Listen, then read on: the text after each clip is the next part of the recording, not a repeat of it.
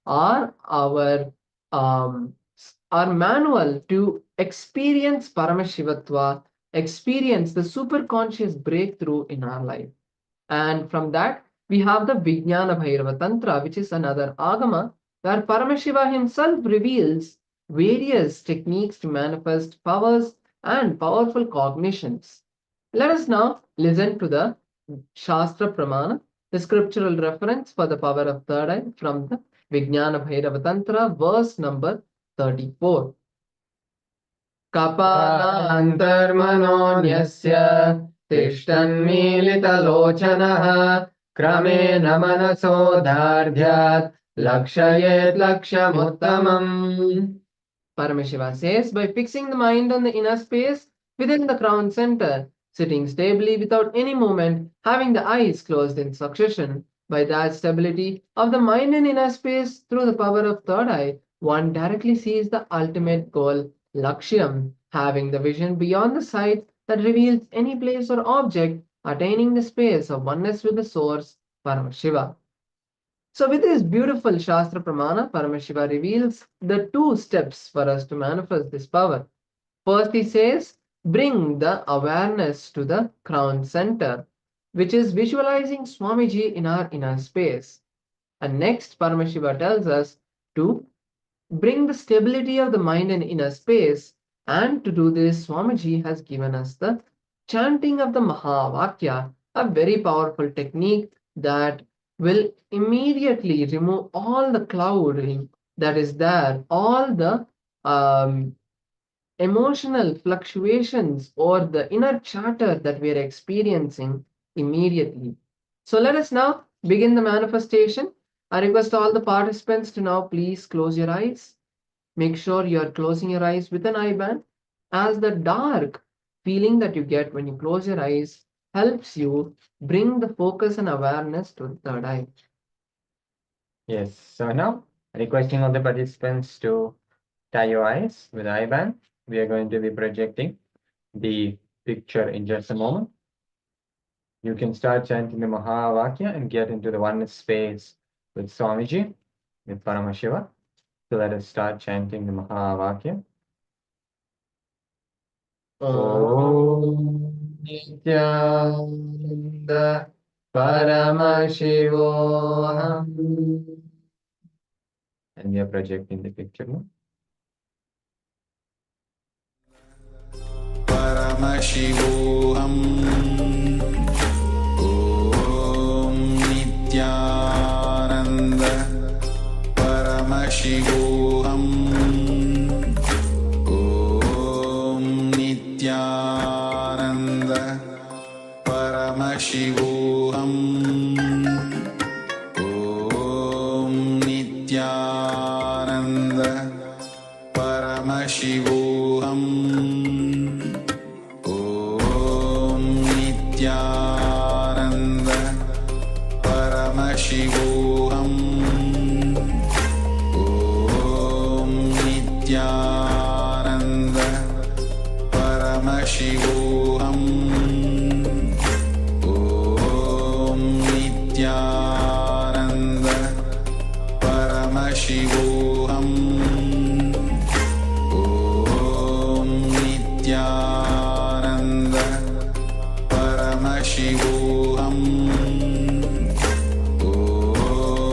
Nithyananda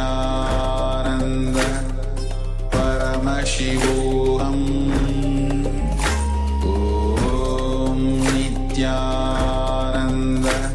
Om Nithyananda Paramashivoham Om Nithyananda Paramashivoham Om Nithyananda Paramashivoham Om Nithyananda Paramashivoham Om Nithyananda Paramashivoham Om Nithyananda Paramashivoham Om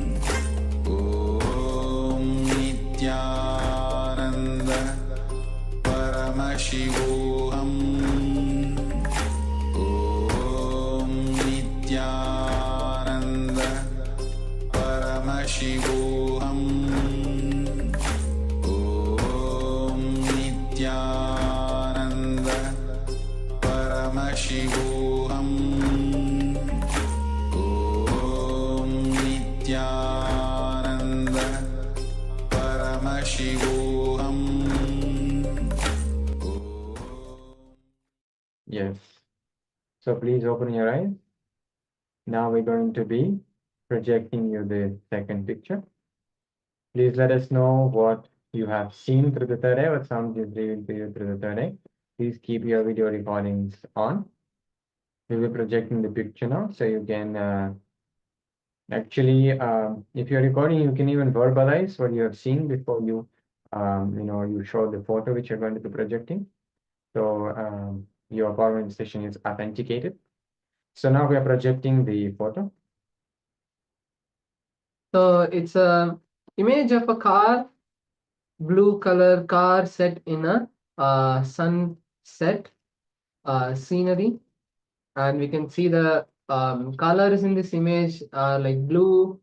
Then we have the red in the tires, in the wheels, and then we have some orange in the background with the sunset. So if you are able to see any of these colors, or you are able to see a car in your third eye, or you were able to see like a circle as the wheels, whatever you were able to see, if you're able to match, and if you're able to see any similarity with this, that is beautiful. You have manifested the power. And if you have seen the car itself, that is beautiful. You have manifested the power beautifully. So with this, we come to the end of this round of the power manifestation. And now let's move into the next session. So today we are going to be learning about the signs of enlightenment through the Yoga Pada, also known as the Ashtanga Yoga process. The Ashtanga Yoga process is where we learn the powerful cognitions and way to complete with all of our incompletions and our patterns, breaking all of them through the yoga aspect of Hinduism, where in the various different eight parts of the yoga, which are the angas, where whichever connects with us, whether it is the asana, which is the physical practice, or it is the pranayamas, where through the breathing techniques bringing the space of completion, or it is the dhyana or samadhi aspect, where it is the meditation or the experience of Paramashivatva in us. Whatever these aspects of the yoga are there, how Swamiji has given us this experience and techniques to experience the completion with our patterns and experience Paramashiva in our life. So let us now be in the space of listening and receive these powerful truths about the science of the Ashtanga Yoga process, starting with understanding who revived these powerful truths 5,000 years ago. So it started with the great sage Patanjali, who revived this. Today in the modern world, we call him the father of yoga, but actually yoga is from Paramashiva himself. Patanjali revived this sacred science and made it more user-friendly through his powerful book called the Patanjali Yoga Sutras. So let's now learn more about Patanjali, who he is, and what contribution he did to the beautiful tradition of Hinduism. So these techniques which Patanjali gave is at least 5,000 years old. And the great master Patanjali is from a city in the South India called Chidambaram in Tamil Nadu. And he left his body in another powerful energy center called Rameshwaram in southern India. Patanjali is also today considered as the father of yoga And almost all religions are influenced directly or indirectly from his sacred secret techniques and teachings. Just as a sneeze in few aphorisms, in few of his verses from his Patanjali Yoga Sutras, in just few sutras, he explains the greatest truths of our science of how to experience Paramashiva, and just in a seed from him, he shares all the great truths about yoga to us. Yes, so here let us understand that Patanjali is an extraordinary scientist, a real scientist of the inner world. He's an enlightened master from Bharat, the sacred land of Bharat. We remember him for his great book which he has manifested, the book of books, the root of millions of books, the Patanjali Yoga Sutras. He created a formula, an aphorism for spiritual philosophy. So there are three categories of spiritual literature. Starting with the first one, which are the Shastras, which are the books of philosophy, outlining goals of what you wish to achieve in life, death, what happens after death, and what is the soul. All of these philosophical truths are given in the Shastras. These books speak about the truth beyond the life, death, and lot of intellectual material. And millions have answered the question of what happens after death. But yet it is still a very basic question and a question that does not have an answer. Because each person who tries to answer, they create a school of thought. These books do not give answers or solution. They are just hypotheses. Yes, so then there is a second kind of literature which called stotras, which are meant for people who are mostly centered in their heart center, in their emotion, right? So you'll see a lot of traditions are there who sing bhajans, sankirtans, right? Who like dance and who sing the praises of the divine, right? So this is one kind of spiritual literatures. And then there is something called sutras, which are meant for the being level people who may not be connected so much with the intellectual understandings, or who may not be satisfied with just the emotional dimension of spirituality, but who just want a straightforward technique, who don't they just want to experience, the ultimate, and they're very intense level being people. So for them we have something called sutras. Yes, so these Patanjali Yoga Sutras are direct techniques to experience. They don't waste your time in anything. They don't ask you, to practice this for, for so many years and all. It is direct techniques. The moment you sincerely, intensely try to experiment with it, play with it, you are getting directly the benefit, getting directly the experience of this life. So Patanjali does not depend on any faith. He is providing the clear-cut techniques. He does not ask you to sing the praise of God. He gives you the solution to experience the state. His sutras or aphorisms teach you how to achieve this union.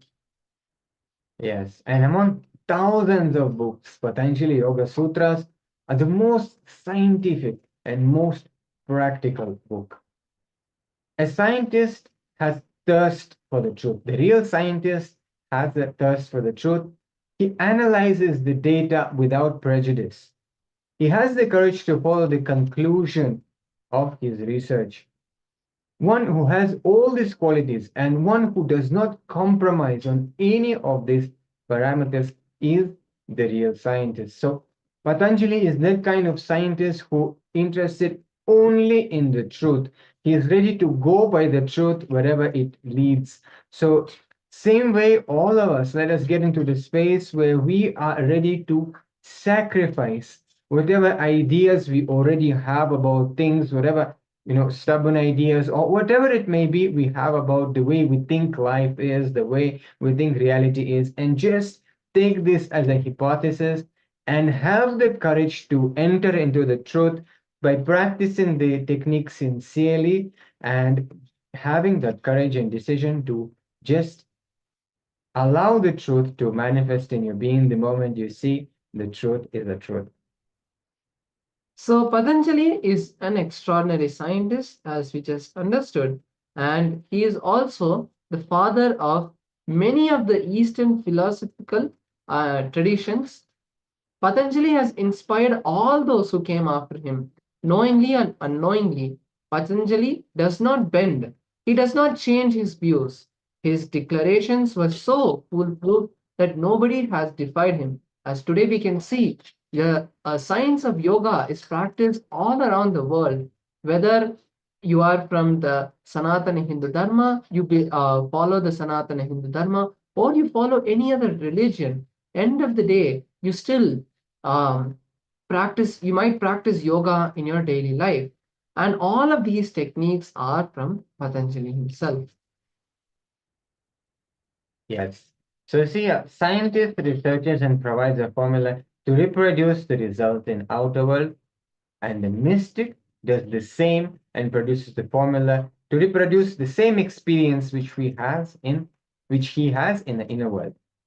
Patanjali Yoga Sutras are valid even after 5,000 years. They're still foolproof and still produce the same intended result for hundreds and hundreds of thousands of yogis worldwide. So many spiritual masters produced formulas that suited only a specific group. For example, intellectuals, or some people were catering for the emotional people, some more for the men, women, gender wise. But Patanjali is a master who provided the technique for everyone. Patanjali Yoga Sutras are for the whole world. As all of us experience in our daily life, the yoga practice that all of us do, whether we are from any gender or any background, it doesn't matter. It gives us that experience of Paramashivatva. Yes. So now let us understand actually the basics of Patanjali Yoga Sutras, first starting with understanding what is actually yoga. What does it mean? So yoga forms one of the 6 systems of the Hindu knowledge system. The word yoga comes from the Sanskrit word yog, which means to join or to unite. Whenever we talk about union, we presume duality. Okay, we presume, okay, this is us and that is something else, and we have to unite with that. So there is a duality. So the two comes together and they become one. So that is what we understand as the yoga. But first, let us understand the term union correctly, so that before we commence the study of yoga, we are sure about the goals and objectives of this. So yoga means the union of the individual with the absolute. By our very nature, we think of ourselves to be as separate individuals, but that is not the case. All of us are just a reflection from that ultimate super consciousness of Paramashiva. So when we realize that we are already the same, that is actually yoga. Yoga teaches us that by our very nature, we are not separate as we think. We are the ultimate potentiality due to which all dualities come into existence. Because when we understand that we are Paramashiva, we understand that everything that is there around us is created by us. Yes. So actually yoga teaches that we are not just one amongst the many, so like separate entities, but in fact we are the entire whole from where everything, all those dimensions and entities have manifested. We are one with the absolute, and it is due to our false identification with our body and the mind that makes us believe that we are separate. And yoga means the union of this separate entity, the individuality, with the absolute or God, which we call in Hinduism Paramashiva. In these sessions, we will learn about Yoga Sutras, a scripture written thousands of years ago by the great master Patanjali. So let us now listen to a very powerful satsang where Swamiji introduces the Patanjali Yoga Sutras to us. where Swamiji explains what are the Patanjali Yoga Sutras and how they are relevant even in today's world after 5,000 years, and how we should be in the right space to receive these powerful truths. Let's now enter into this beautiful video.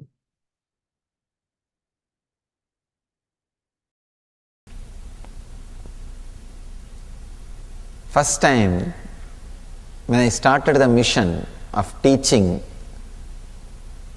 when I started sharing the spiritual knowledge, I was asked by our devotees, Swamiji, please give us 2-3 books which will be essence of all the spiritual knowledge,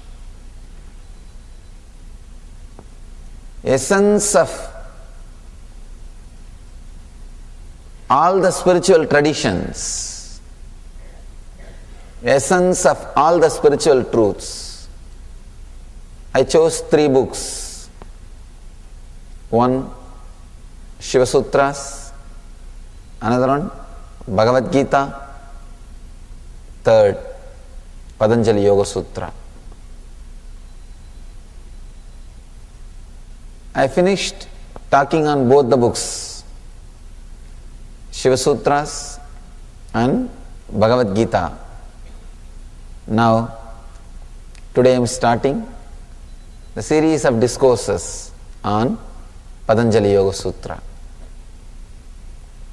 Before entering into the Yoga Sutras, introduction, few words to introduce the great author Patanjali and this book. Every religion has 2 parts. One, the spiritual core, essence. The other, belief system.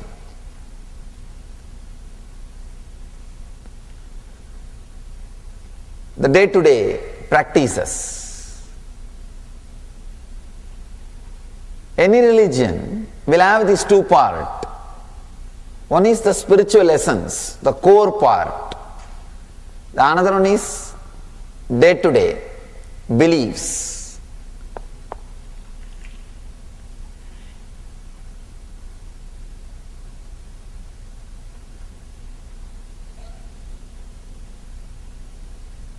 All the traditions, all the spiritual groups, all the religions will have these 2.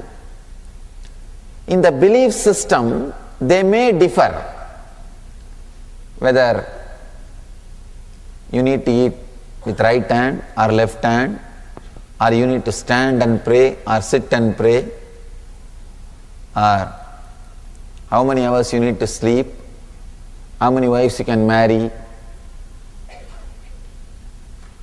These day-to-day practices, beliefs, in the beliefs they may differ. Each religion will have their own opinion. If you ask Buddha, how many times I can marry?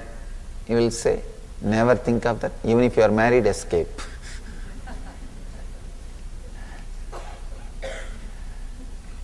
If you ask Shankara, he will say, don't marry. If you ask Krishna, marry how many times you want. Only thing, don't bother to count. So each one will have their own opinion. Each one will have their own ideas, the day-to-day belief system, or the day-to-day things. But in the spiritual core, the essence, everybody accepts the basic truths. There are some truths which is accepted, experienced, expressed by everybody. That is what we call spiritual essence.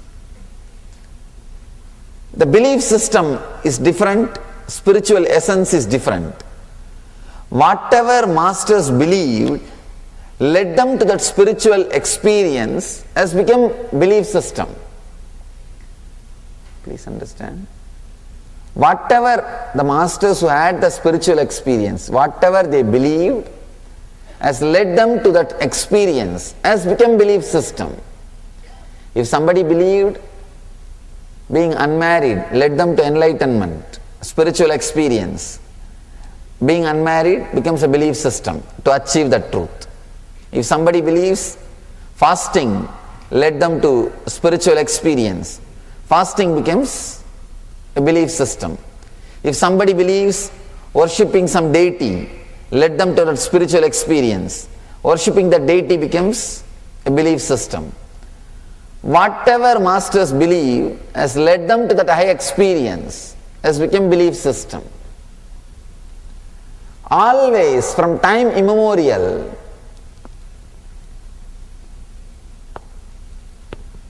whatever masters have believed has led them to the higher experience, has become religion, has become belief system. Here, first time a master has happened, master is expressing a pure spiritual science without any belief system. Please understand.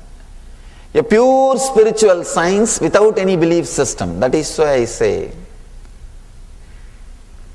is the greatest master.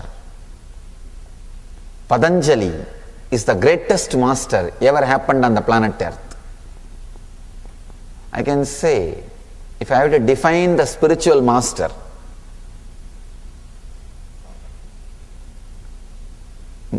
spiritual master is a person whose teachings are remembered every day and practiced by people.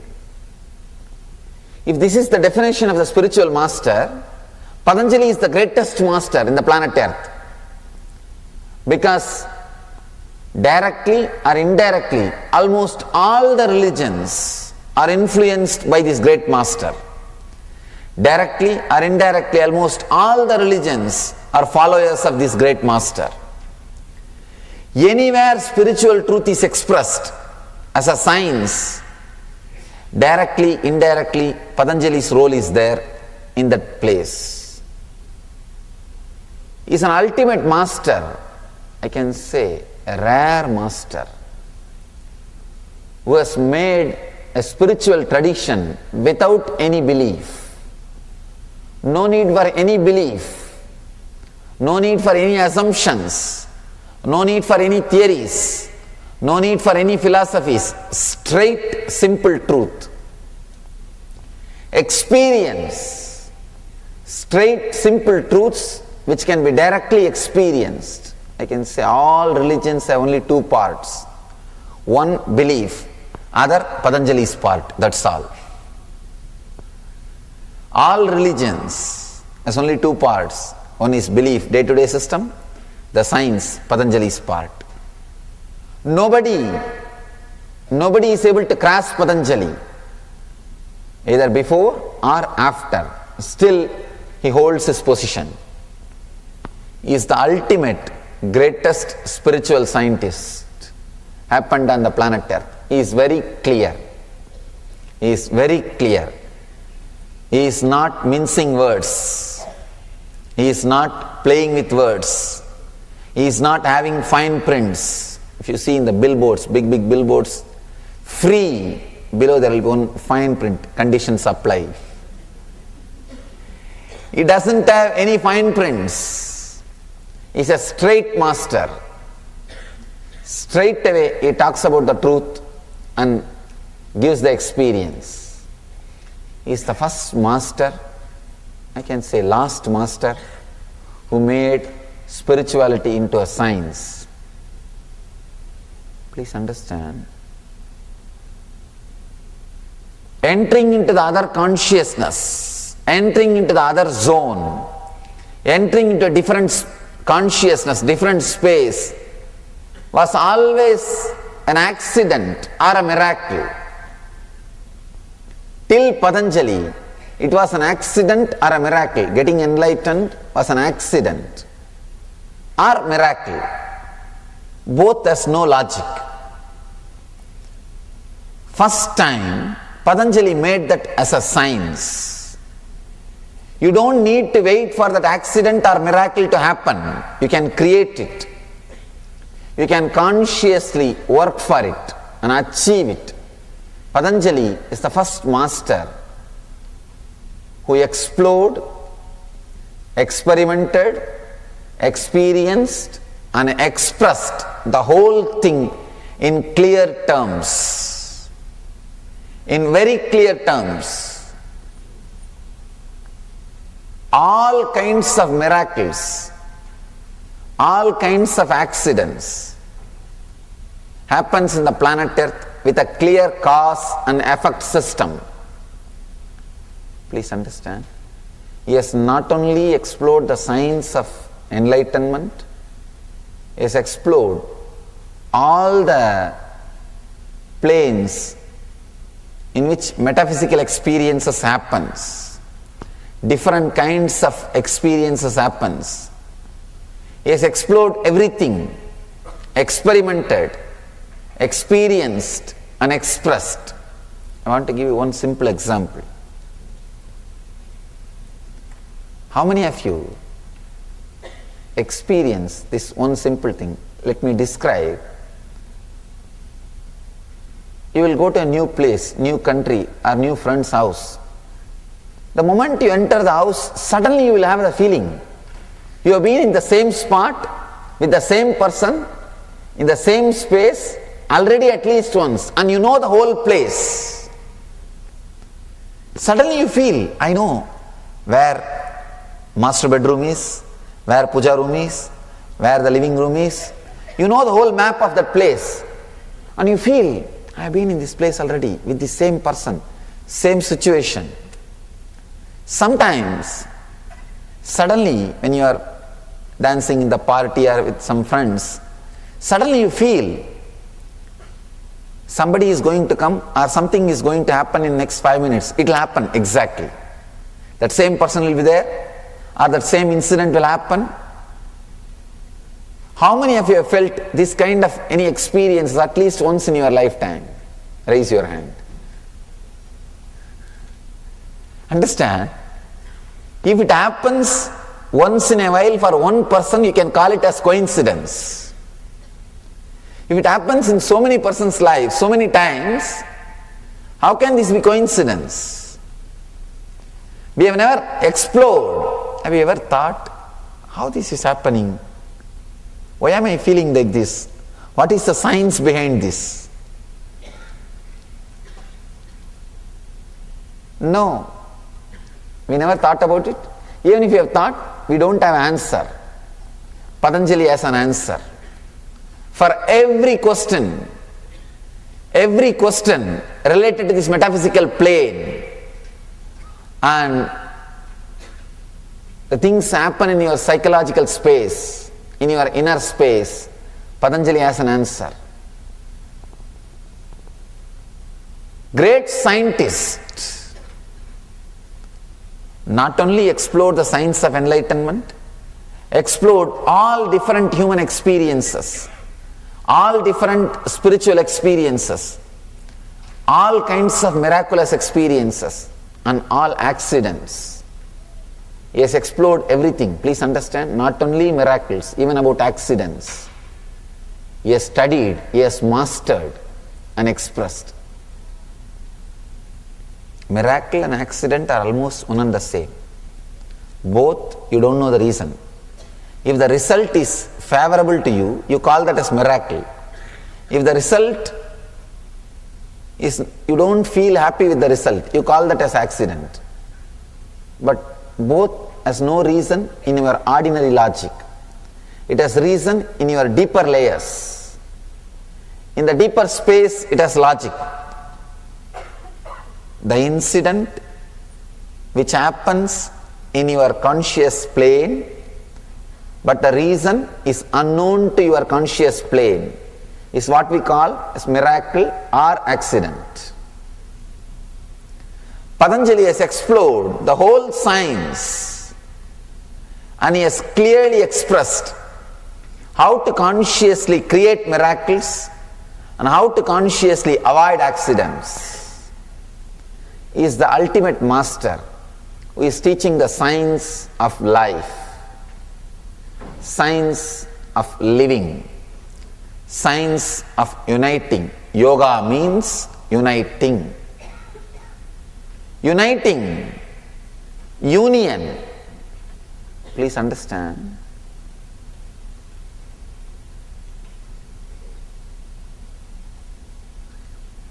Uniting the individual soul with the cosmos. Uniting the individual identity with the whole nature. Patanjali knows the whole science. He has experimented the whole science. He has experienced the whole science. He beautifully describes and presents the whole thing as a science in this one book. Sutra means with a minimum word, the ultimate truth should be expressed. Here, Patanjali, the great master, expresses in a very simple minimum words the ultimate science of uniting yourself with the whole cosmos.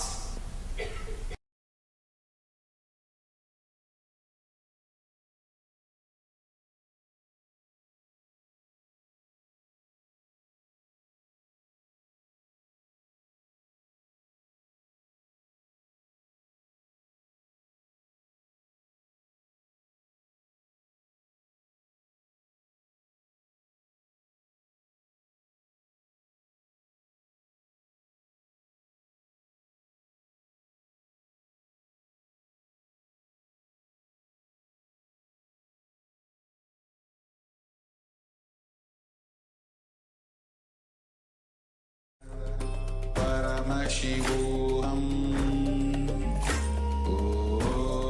Nithyananda. Yes. So in this beautiful Ashtanga Yoga process, we have now understood the introduction to this, and let us now learn about each of these parts of the Ashtanga Yoga process, starting with understanding the powerful cognitions that Swamiji has given from this. And today we are going to be having multiple processes where we will have some people, we'll need some people to do the process with. So make sure that you have at least two people who you can contact and have them talk to you, or you can, if where in the exercise you'll need to share something with them, so they are ready to be holding the space for you to experience the completion. Yes. So I'll just explain, we're going to be having a lot of teamly processes to help us really manifest this Ashtanga Yoga, which means the 8 components, the 8 limbs of yoga, which you're going to be learning about today. So for that, you will need to have a team to really be able to go through all of the process and experience, have the most out of the whole sessions today of today's Paramashivoham Level-2 program. So now let us connect with people, your near and dear ones, who like-minded people, or whoever you want to also benefit from this whole science. Maybe you have some friends who are Hindu friends who would like to know the real Hinduism and who would like to really deepen their understanding of Hinduism and really experience this science for themselves as well. So let us take some time to maybe 15 to 20 minutes to connect with those people, explain the powerful processes that you're undergoing currently, and invite them to be part of that, to experience that along with you today in today's powerful processes of Ashtanga Yoga from Patanjali Yoga Sutras. Okay, so let's begin calling and forming teams for today's processes.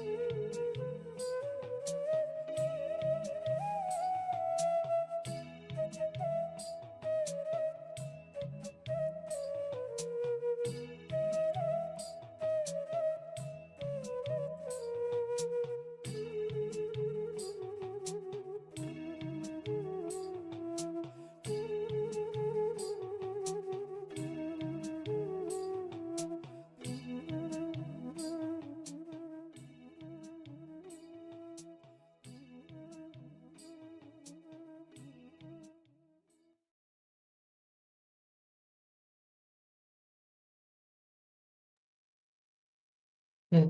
Now, let us move into the power manifestation. Now that you have all called at least 2 people and enriched them and told them about the Paramashivoham program and how you want to be, how you are part of this beautiful journey to evolve your being to experience the superconscious breakthrough, and you want them also to be part of this. Let us now move into the power manifestation.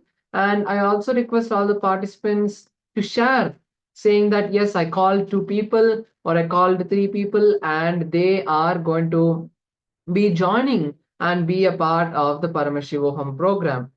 So let us now move into the power manifestation. Today we are going to be manifesting the power of body sculpting. The power of body sculpting is a beautiful power where you embody Paramashiva, and it's like the logic and the powerful cognition is very simple.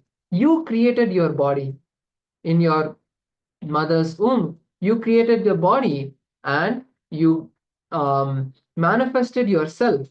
So, in the same way, when you created an entire body, why can't you create a change in your body? For example, you want your body to start having black hair again if you are having white hair now, or you wanted to make your biceps look big even though without you going to gym, just through the power manifestation. So like these kind of beautiful powers, you can play with your body and with the energy of Paramashiva to design the body the way you want.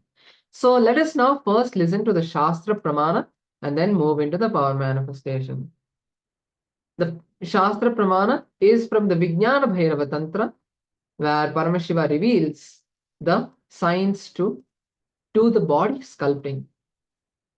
देहान्तरे त्वति भागं भीतिभूतं विचिन्तयेत् न किञ्चिदन्तरे तस्य ध्यायन् अध्येय भागं भवेत्. The translation is, visualize that your body is enclosed, supported by your skin surface, and there is nothing existing inside the skin. It is empty. By such restful awareness, one cognizes and attains the knower of the whole bodily substance, who is the source essence, Paramashiva, who cannot be known. Now, let us move into the round 1 of the power manifestation. So, in the first round of the manifestation, let us now decide and choose a particular part of our body that we want to change. It can be even as small as there's a mole or a birthmark on your hand and you want to make that disappear.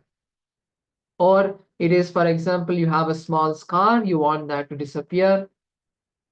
You want to manifest a small change. For example, your finger is lightly bent to one side, you want to straighten it, whatever it may be. Write it down on a piece of paper and take a photo of your hand. Usually, when we just see it, the small changes that happen, we don't recognize it. But when we take a photograph, we can compare the before and after, and it will be a reference of the authentic power manifestation for you to remember. So make sure that you take a picture of the before and the after and write down the change you want to manifest. Yes. And also for this power manifestation, we will need to sit straight with the head, neck, and spine in a straight line to allow that energy, the Kundalini Shakti, to flow smoothly throughout the body. And we'll be connecting with Swamiji. You can use so many powerful cognitions which Swamiji revealed. Particularly, you can use one where you cognize that you are Swamiji, you are Nithyananda Paramashivam, and continuously feel that inside you and manifest all that powerful cognition inside you and manifest the power, and chant the Mahavakya, which is Om Nithyananda Paramashivoham, which is literally means declaring that you are Swamiji, that you are Paramashiva. So with this, you'll be starting to manifest the power. Now let us take the first photo of the, the body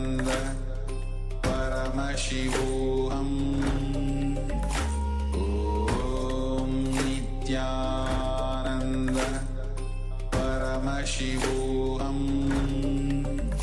Om Nithyananda Paramashivoham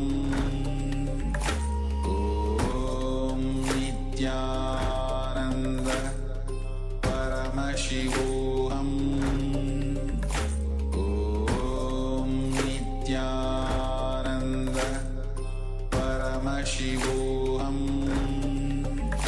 Om Nithyananda Paramashivoham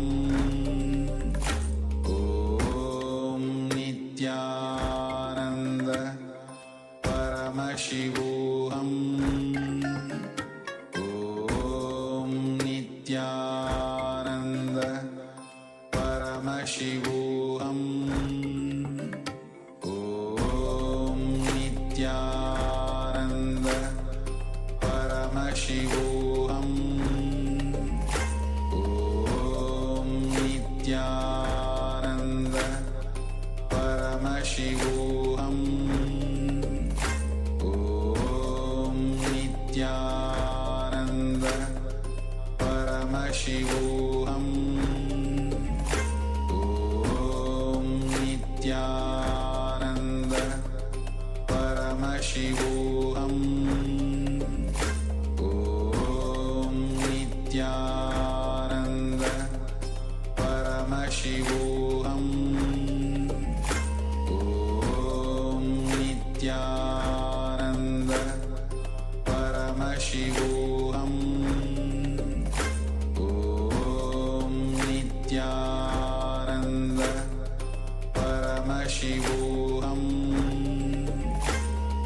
Om Nithyananda Paramashivoham.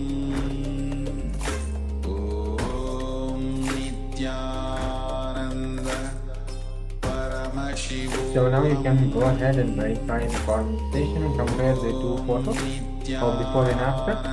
And we will be moving to the second round of this same power meditation. You can continue with the power meditation. So you can do that, and let's begin the second round of power meditation. And please record this one as well. Thank you. Paramashivoham Om Nithyananda Paramashivoham Om Nithyananda Paramashivoham Om Nithyananda Paramashivoham Om Nithyananda Paramashivoham Om Nithyananda Paramashivoham Om Nithyananda Paramashivoham Om Nithyananda Paramashivoham Om Nithyananda Paramashivoham Om Nithyananda Paramashivoham Om Nithyananda Paramashivoham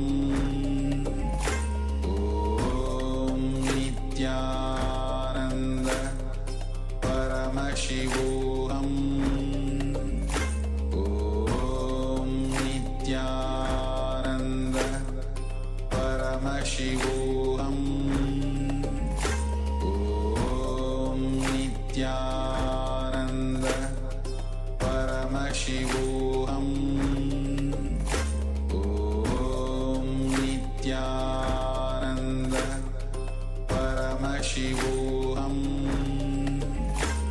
Om Nithyananda Paramashivoham Om Nithyananda Paramashivoham